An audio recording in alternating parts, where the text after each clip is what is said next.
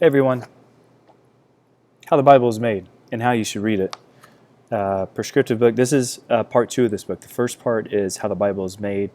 I have a set of videos that I've already released on those. They're all part of this playlist. But this is the first part of this second half of the book, how you should read the Bible. And I'm going to address a chapter called AIM, A-I-M, and we're asking, well, like, what's the aim of reading the Bible or studying the Bible? And AIM is an acronym. A is for author, I is for intended, M is for meaning.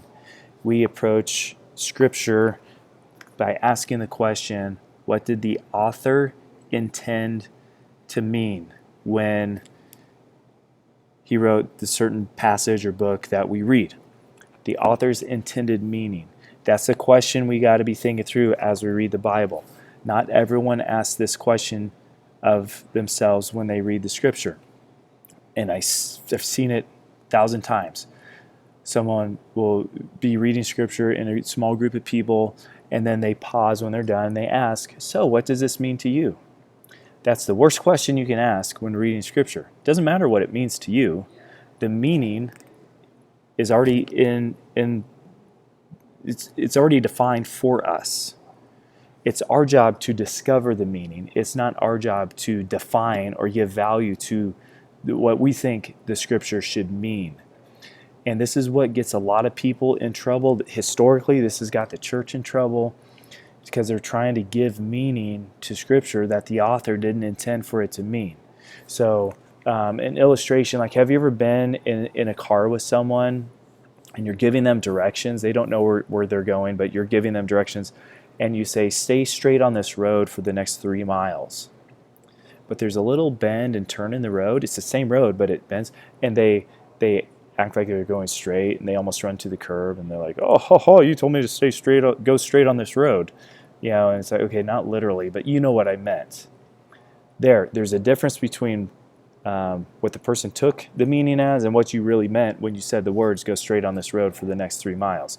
What you meant was stay on the road, don't turn right or left onto any intersecting streets. When we read the Scripture, we don't need to read this and go, oh, what does this mean to me?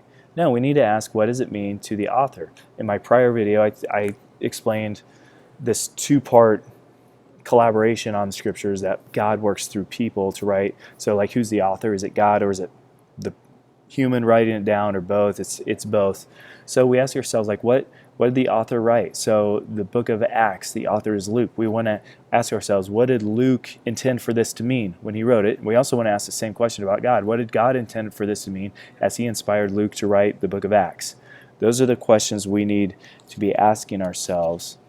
There are some other philosophies on how you should read the Bible, like reader's intended meaning, but we default to the author's intended meaning. We don't give value or definition to the Scriptures. We believe that it already holds it itself. We just have to discover it. So in the book, I have some ways practically to do that, like how to listen to the words off the pages, instead of forming our own conclusions, like letting Scripture come to the conclusion itself. And you can get into that in the Scripture if you want, but I'm just doing a summary for these videos. But AIM, what's the aim of Bible study, reading the Bible? It's finding out the author's intended meaning. I hope this is of some sort of value to you and encouragement. Hopefully this will challenge you to read the Scriptures a little different if you have been reading the Scriptures already. And I kind of assume this with all my videos, but if you ever want to talk about or unpack more, listen more about what I'm talking about in my book, feel free to comment below. I'll contact you. We can chat on the phone or video chat or something. I'd love to unpack these ideas with you more. And I hope this is an encouragement to you all. God bless.